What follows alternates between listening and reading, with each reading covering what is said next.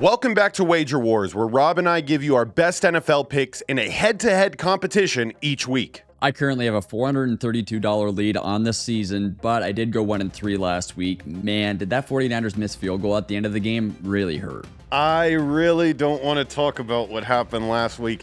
Lots of jinxes in the building. Lunar eclipse, Friday the 13th.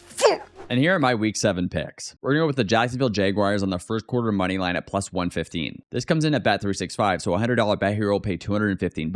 Now, Jacksonville failed us winning the first quarter last week, but I still like this bet, and it's a money line, so it's a two-way bet. So if it ends up being a tie in the first quarter, I get my money back. So with a positive line there, and the fact that I feel confident that the Jags will win the first quarter, well, seems like a great bet to me. It lowers the risk compared to, say, a first quarter spread. Now, let's talk about a first quarter spread. We have the Buffalo Bills at minus half a point against the New England Patriots on the first quarter spread. This comes in at minus 115, so a $100 bet here at Fanatics will pay 186. Now, the Bills are going to course correct from their last week where they, didn't have a great game. And the New England Patriots look awful. And Mac Jones is getting lit up because the offensive line is allowing pressure to come through the middle and also the sides, not allowing him to get much done. And their defense didn't look so great as well. And I'm just really confident in the Buffalo Bills to be able to get the job done this week. And then after that, because we can't just bet on the first quarter, we have the Washington Commanders at minus 4.5 on the spread. Now this is at plus 165. So at Power Play, a $100 bet here is going to pay $265. As you guys know, I don't think the Giants are going to do well this year.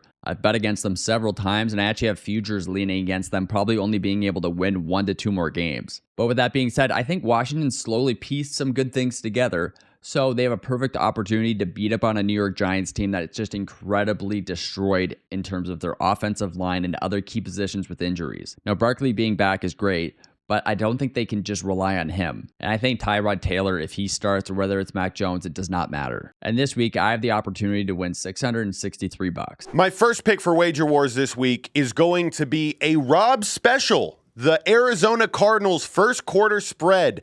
That is a plus 1.5 spread that I chose them at. The odds are coming in at plus 102. The Arizona Cardinals are a phenomenal first half team, but a really, really, really bad second half team. I'm looking for them to jump out early here. A $100 bet on this will return you $202. My second bet this week for Wager Wars is going to be the Detroit Lions point spread, coming in at plus 3 points. They are playing the Ravens. These odds are coming in at minus 110 right now.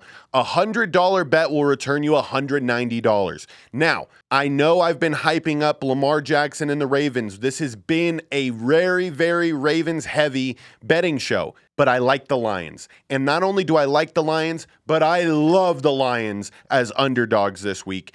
I was hesitant to pick the money line because I'm afraid of Justin Tucker. If I'm going to be honest, if there's anything that will ruin this bet, it will be that Justin Tucker absolutely kicks 9 more field goals in this game and puts it out of range for me. A $100 bet on this game will return you $190. My last pick this week for Wager Wars is going to be taking the under in the Commanders versus Giants game. The over-under is set at 39.5, and those odds are coming in at minus 115. Now, divisional game. Both these teams play each other close every single time. I was not a fan of choosing a side on this one, but what I was a fan of is picking the under. It feels uncomfortable, and sometimes when that bet feels uncomfortable, I know that it's the right move. Will I be watching this game? No. You never watch when you put an under in. You never do that. You just check the score the next day and you keep it pushing. Because if you watch it, you will drive yourself crazy. A $100 bet on this will return you $185. This week, I have the ability to win $579. All right, George, I'm in Ontario. I have all the sports books to choose from, bonuses all over the place, but you're in Vegas, and I hear you have a bit of a gripe. Rob, this weekend, I just went to the Suncoast Casino where Boyd Gaming has partnered up with FanDuel. So they have FanDuel odds, but they don't have FanDuel bonuses. I had to put $100 minimum deposit down for $10 in credit.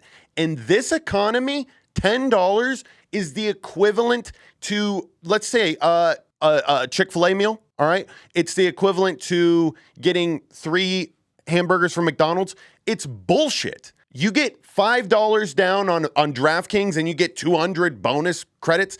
It is absolutely asinine, and this is why Las Vegas sportsbooks will eventually get passed up by DraftKings. They'll get passed up by FanDuel, or they will start being more in favor of the players. They make a lot of fucking money out here in Las Vegas. The reason why you're seeing sports betting across the entire country is because Las Vegas knew how to do it best first. And maybe it is that FanDuel and DraftKings will die out because the bonuses were too big and they can't keep up with the volume.